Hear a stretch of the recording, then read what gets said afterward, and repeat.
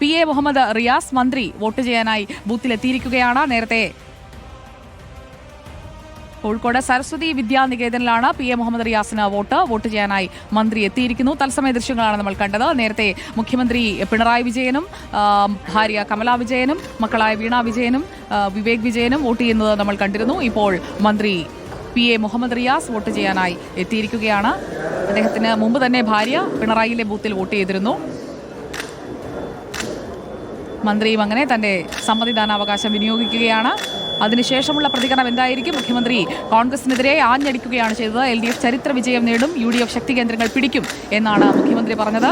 ഡ്യൂട്ടിയിലുണ്ടായിരുന്നവരെയൊക്കെ അഭിവാദ്യം ചെയ്ത് പുറത്തേക്ക് ഇറങ്ങുകയാണ് മന്ത്രി PA മുഹമ്മദ് റിയാസ്. പോളിംഗ് ബൂത്തിന്റെ പരിധിക്ക് അപ്പുറത്ത് നിന്നുകൊണ്ടുള്ള ഒരു പ്രതികരണം PA മുഹമ്മദ് റിയാസിൽ നിന്നും ഉണ്ടാകുമെന്നാണ് നമ്മൾ കരുതുന്നത്.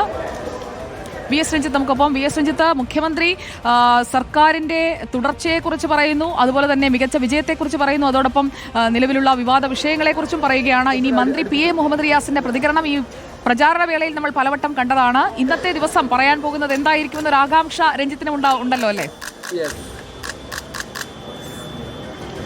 സുജയ, തീർച്ചയായിട്ടും മന്ത്രി മുഹമ്മദ് റിയാസിനെ സംബന്ധിച്ച് അദ്ദേഹത്തിൻ്റെ വാർഡ്, അദ്ദേഹത്തിൻ്റെ കോർപ്പറേഷനാണ് കോഴിക്കോട് കോർപ്പറേഷൻ. കോഴിക്കോട് കോർപ്പറേഷനിൽ പ്രത്യേകിച്ച് ബേപ്പൂർ അദ്ദേഹത്തിൻ്റെ മണ്ഡലമാണ്. ആ മണ്ഡലത്തിലൊക്കെ വളരെ സജീവമായിരുന്നു മന്ത്രി. മാത്രമല്ല കോഴിക്കോട് ജില്ലയിലാകെ തന്നെ അദ്ദേഹത്തോടൊപ്പം നേരത്തെ DYFI കാലത്തൊക്കെ പ്രവർത്തിച്ചിരുന്ന ധാരാളം ആളുകൾ സ്ഥാനാർത്ഥികളായിട്ടുണ്ട്. അദ്ദേഹത്തിന് വ്യക്തിപരമായി ബന്ധമുള്ള ആളുകളുണ്ട്.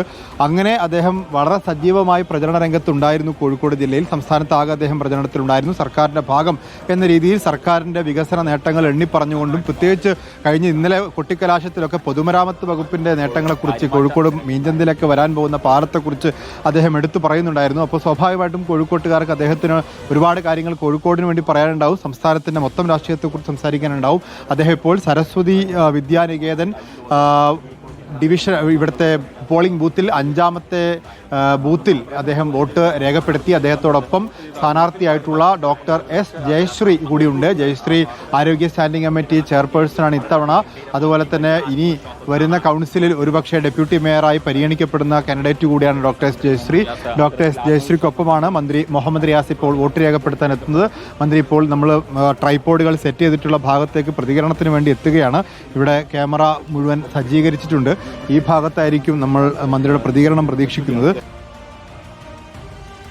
8 മണിക്ക് തന്നെ വോട്ട് ചെയ്യാൻ എത്തുമെന്ന് അറിയിച്ചിരുന്നതാണ്. ഇപ്പോൾ സ്ഥാനാർത്ഥിക്കൊപ്പം അദ്ദേഹം പ്രതികരിക്കും. കോഴിക്കോട് കോർപ്പറേഷൻ വളരെ നിർണായകമാണ് ഇത്തവണത്തെ മത്സരം. മന്ത്രിയുടെ പ്രതികരണം. ഇടതുപക്ഷ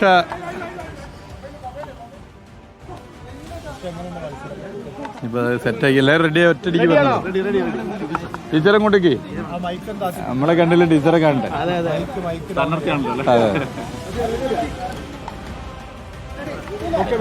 പൊതുവെയുള്ള ഒരു പ്രതീക്ഷ എങ്ങനെയാണ്?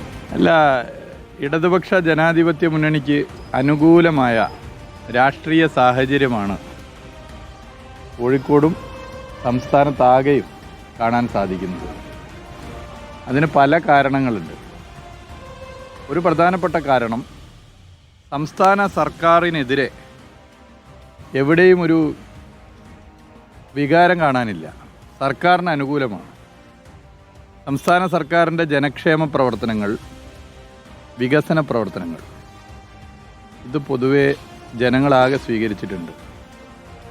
ഈ തെരഞ്ഞെടുപ്പിൽ ഞങ്ങൾ ഒരുപാട് കുടുംബയോഗങ്ങൾ പങ്കെടുത്തു. ഞാൻ വ്യക്തിപരമായി മുന്നണി തീരുമാനിച്ചതിൻ്റെ ഭാഗമായി 155-ലധികം കുടുംബയോഗങ്ങൾ, 155 186, ഏകദേശം 13,066 പേരെയാണ് ആ കുടുംബയോഗങ്ങളിലായി കണ്ടത്. 19 ഏറ്റവും ചുരുങ്ങിയതും 356 ഏറ്റവും കൂടുതലുമാണ് ആ കുടുംബയോഗങ്ങളിലെ പങ്കാളിത്തം.